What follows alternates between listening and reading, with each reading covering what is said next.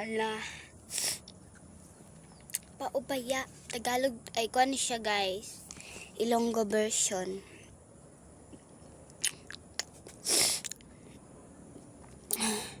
Di nagsimula, nagbago ang tanan. Katong di na ako ang sulong sang imong dughan. Nga wala mo gid hambal sang una pa lang. Ako ang kinahanglan, pero di ang wakat. At kung balik naman, parang iba yata yung version ko. Anong guys?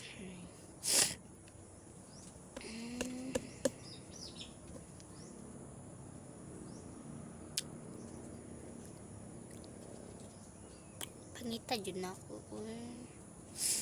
Gusto ko gusto ko sa aking buhay as yung kanang yung matupad mo yung pangarap mo na isang content creator, yung makilala ka sa mga tao, at kung ma-content creator ako is yung promise ko is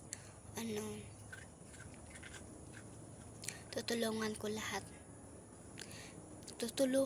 ko lahat ng mga tao kung maging content creator ako. At guys, dahil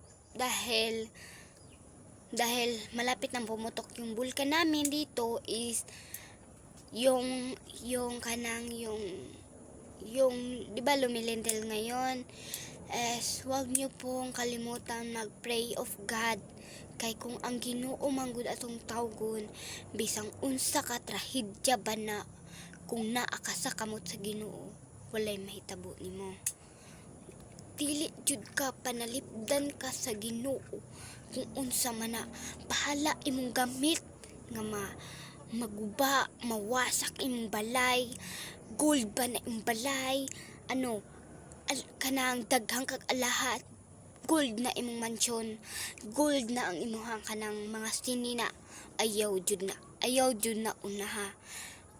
Ang unahon man jud nato is kanang pag-ampo sa Ginoo. Dili nato unahon ang atong gamit nga walay ayo. Yes, ayo ng TV. Nakoy nakit-an nga content creator ni siya. Sa dihang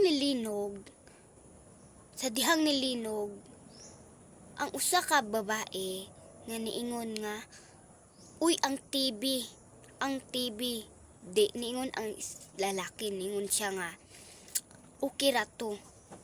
Is yung sabihan niya yung TV, mas iuna pa niya ang TV kaysa ni sa Ginoo, pagampo sa Ginoo.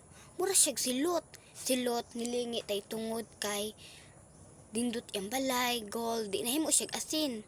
Man siya wala jud niya giuna ang Ginoo. Kaya sa part 2 naman na tayo guys, is wag yung kalimutan mag-like, subscribe sa ating YouTube account, and thank you, bye!